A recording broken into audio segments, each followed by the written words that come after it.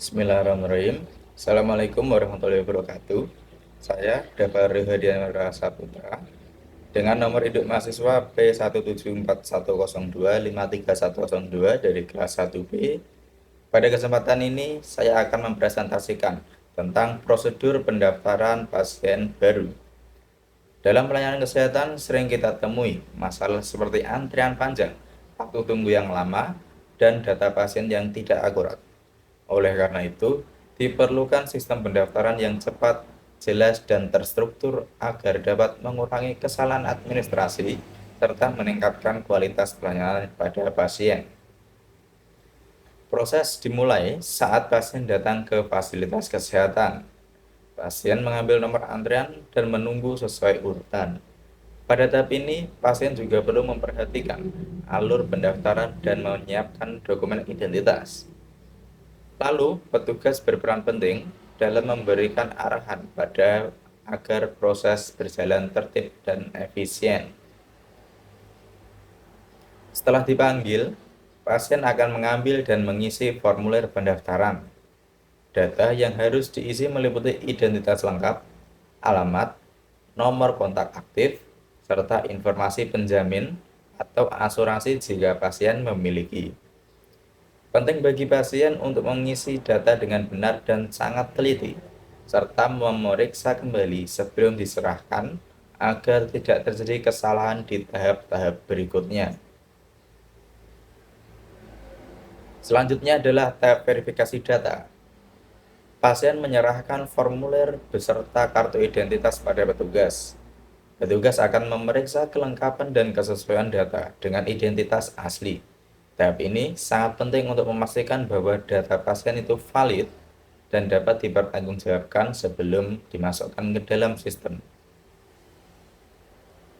Setelah data diverifikasi, petugas akan menginput data pasien ke dalam sistem rekam medis atau sering juga dikenal dengan SIM-RS. Semua data dimasukkan secara lengkap dan disimpan dalam database rumah sakit. Ketelitian sangat dibutuhkan pada tahap ini untuk menghindari kesalahan input yang dapat berdampak pada pelayanan selanjutnya. Setiap pasien baru akan dibuatkan nomor rekam medis. Nah, nomor ini bersifat unik dan tidak dapat boleh sama antar satu pasien dengan pasien lainnya. Fungsinya adalah sebagai identitas utama pasien dalam sistem atau bisa dibilang SIM-RS yang akan digunakan pada setiap kunjungan berikutnya apabila pasien berobat kembali ke rumah sakit. Setelah itu, kartu pasien akan dicetak. Kartu ini berisi identitas pasien dan nomor rekam medis. Kartu diberikan kepada pasien dan harus disimpan dengan baik. Karena apa? Karena wajib dibawa saat berobat kembali di kemudian harinya.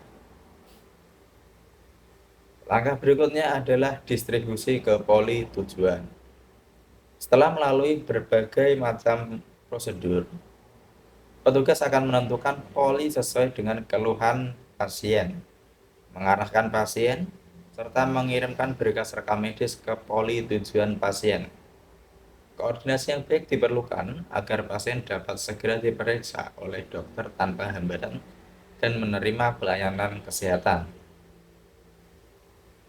Sebagai ringkasan, proses pendaftaran pasien baru harus dilakukan secara sistematis dan terstruktur.